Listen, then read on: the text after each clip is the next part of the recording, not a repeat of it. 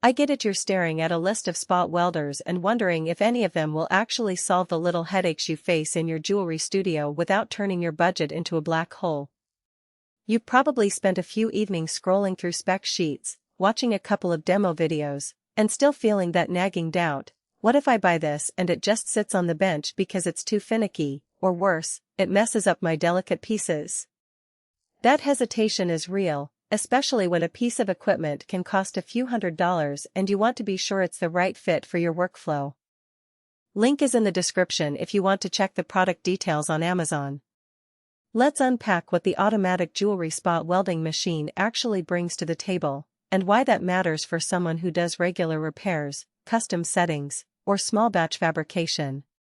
First off, the machine is marketed as a pulse and arc welder that runs on either 110V or 220V, with a current range from 50A up to 600A.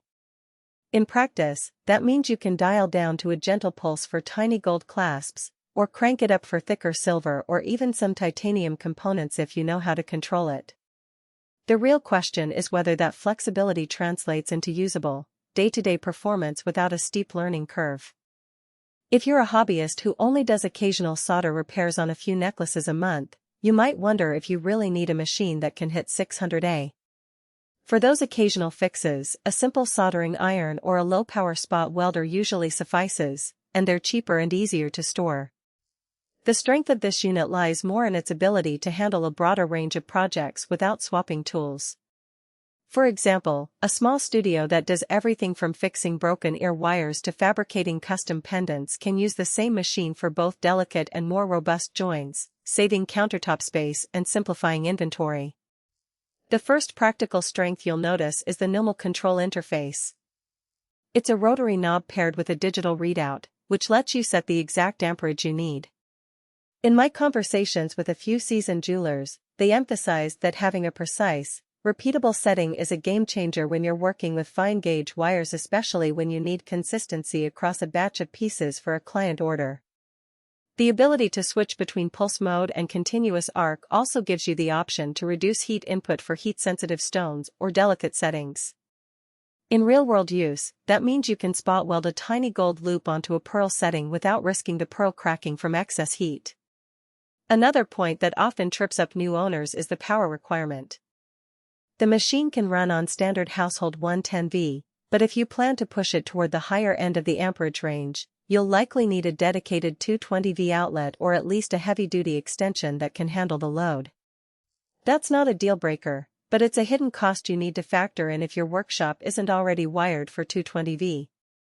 Some reviewers I spoke with mentioned that they had to rearrange their workspace just to accommodate the power cord and a small transformer, which adds a bit of setup time before you can actually start welding.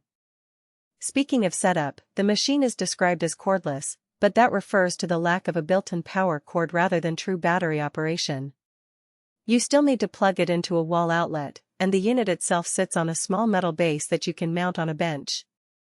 The base includes a built-in cooling fan, which runs continuously while the machine is on. In practice, that fan helps keep the internal components from overheating during longer sessions, but it does add a low-level hum to your workspace. It's not disruptive, but if you're in a very quiet studio environment, you'll notice it. Now let's talk about the practical weaknesses. The first is the learning curve around the pulse settings.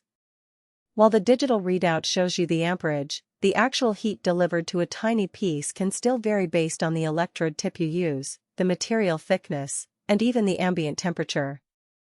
The machine comes with a generic set of copper electrodes, which work fine for standard gold and silver, but if you're frequently welding platinum or titanium, you'll need to source specialized tips. That extra expense isn't spelled out in the product description, and it's something a new buyer might overlook until they're halfway through a project. Another trade-off is the lack of an integrated safety interlock. The Safe Use badge is more about the machine's internal grounding and the fact that it won't fire without a proper circuit completed, but you still need to be diligent about wearing protective glasses and keeping flammable materials away. A few users have reported that the machine can give a slight pop when you first hit a high amperage setting, which is normal for spot welders but can be startling if you're not expecting it. That means you should give yourself